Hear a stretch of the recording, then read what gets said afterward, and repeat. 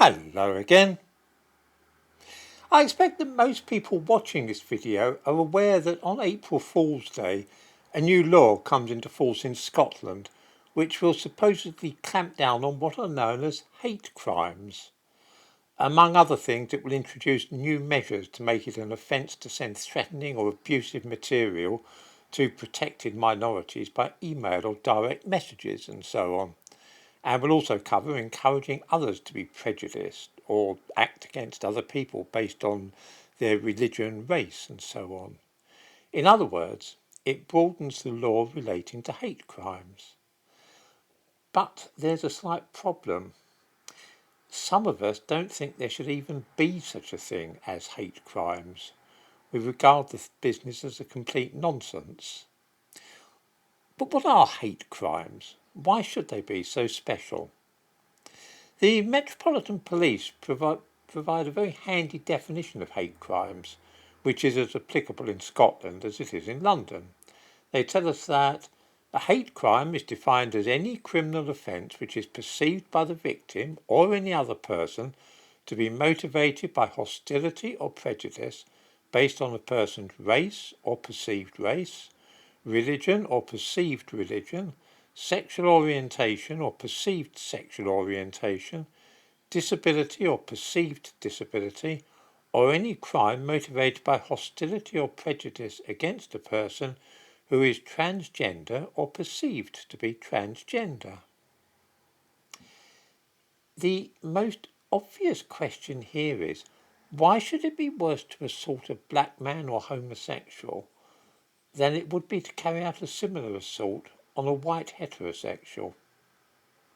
There have been laws in Britain for centuries which forbid me to assault or harm people, or behave towards them in a way which might cause a breach of the peace, and quite rightly too. But why should it be worse to carry out a crime against a person because he's a Sikh than because he's, say, a communist and you don't like communists? Is a man who picks on homosexuals really worse than a man who targets women because they're women? One is a hate crime, the other is not. In short, why was the very idea of hate crimes dreamed up? We managed to get by well enough without it until a few years ago, and then suddenly it became all the rage. It is, of course, wrong to try and incite violence against anybody for any reason, and those who do so have always been liable to be prosecuted. The old offence of conspiracy covers the case adequately, and so does the law relating to incitement. It has for very many years been against the law to incite another person to do, or cause to be done, an act which, if done, would involve the commission of an offence. There, that's it. No need for any new laws. There already are laws covering all this stuff. It is already against the law for me to send somebody a threatening letter or email.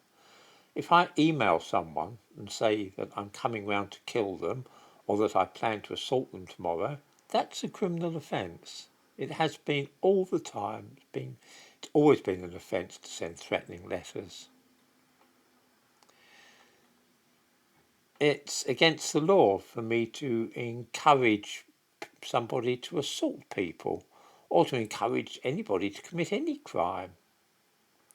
Introducing a special category of hate crimes has done nothing other than make it a more serious matter to attack a homosexual than a woman, a worse thing to attack Muslims than atheists. By dividing the population up in this way and making some assaults worse than others, some threats more serious depending upon who is being threatened, all that we do is create division and sow the seeds for trouble.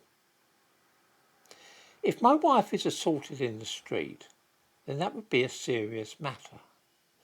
I do not see why it would be a less serious matter than the case of a woman assaulted in the street because she's black. I genuinely don't get this. Both assaults are serious. There should be no hierarchy of victimhood in which an identical assault is treated less seriously because of the ethnicity of the victim, which is what would happen if my own wife was attacked.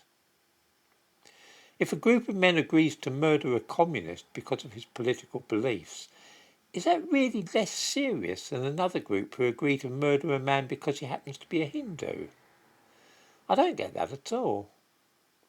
In other words, the whole idea of hate crimes is flawed, and instead of accepting that and abandoning the idea, we seem determined to expand it and enlarge the scope of this notion of hate crime.